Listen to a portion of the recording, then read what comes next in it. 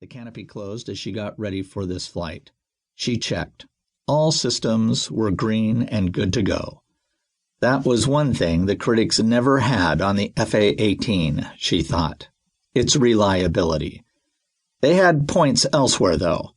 The Hornet's original variants, the A through D models, had short range because nobody had realized that developing a carrier plane required a stronger structure. Then they had also made the thing from a technology demonstrator. Then, to top it all off, the designers had given the FA-18A the same fuel fraction as the testbed YF-17. One big sorry screw-up was the only way for Patterson to describe that call in retrospect, and with the benefit of 20/20 hindsight, while remaining honest.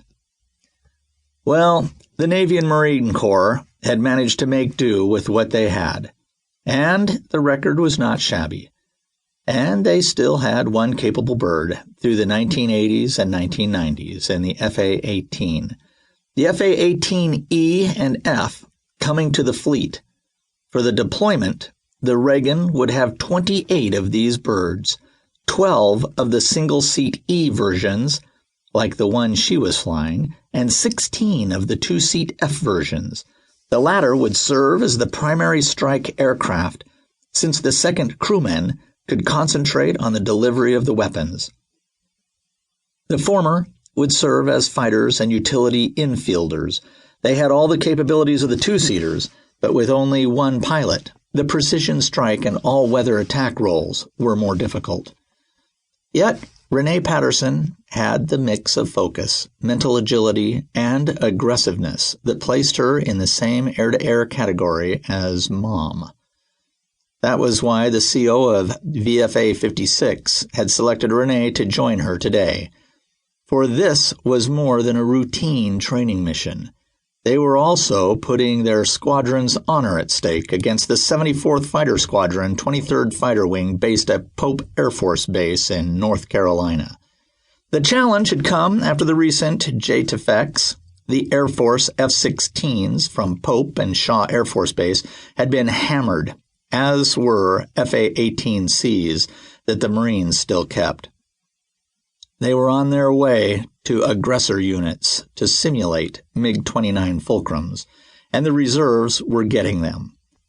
The Marines had decided to go with 2 active aggressor squadrons to fly the FA-18Cs and put their best pilots in them.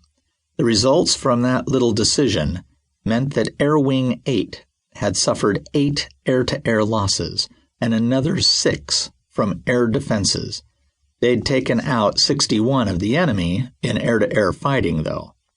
These Flying Tigers pilots had been particularly hammered, partially because they had been tasked to simulate Mirage F-1 fighter bombers with Exocet anti-ship missiles.